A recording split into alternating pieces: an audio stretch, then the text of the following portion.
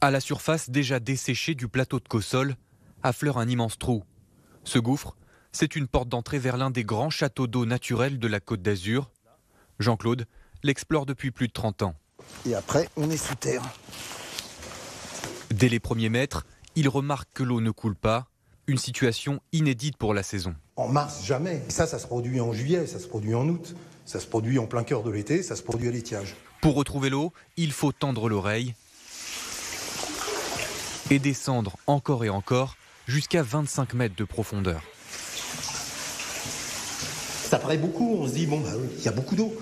Mais on est sur un bassin de vie, on est en train d'alimenter un bassin de vie d'1,5 million d'habitants. Comme pour la majorité des montagnes de la Côte d'Azur, ce massif calcaire joue le rôle d'une grosse éponge. Elle absorbe l'eau de pluie pour la restituer de manière plus diffuse. Mais après 2 ans de déficit de précipitations, il y a un moment donné où l'éponge, elle est humide, mais elle n'a plus de réserve d'eau, et là, elle arrête de couler. Et s'il n'y a pas de recharge, eh bien, ça va s'épuiser, quoi. Un épuisement inédit à l'échelle humaine dans la région. L'occasion pour ce géologue de revoir complètement la manière de gérer la ressource. Jusqu'à présent, on était dans une civilisation de cueillette de l'eau.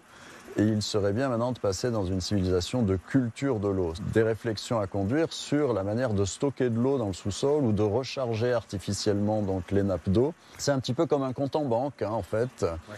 Vous avez ce qui rentre, ce qui sort, et puis de temps en temps, vous avez l'événement exceptionnel qui fait que si vous n'avez pas des économies, eh bien, vous allez vous retrouver dans une situation très difficile. Entre septembre 2022 et mars 2023, Météo France a enregistré environ 50% de pluie en moins dans les Alpes-Maritimes. Dans le département, la dernière fois qu'il est tombé plus de 10 mm d'eau, c'était le 9 janvier dernier.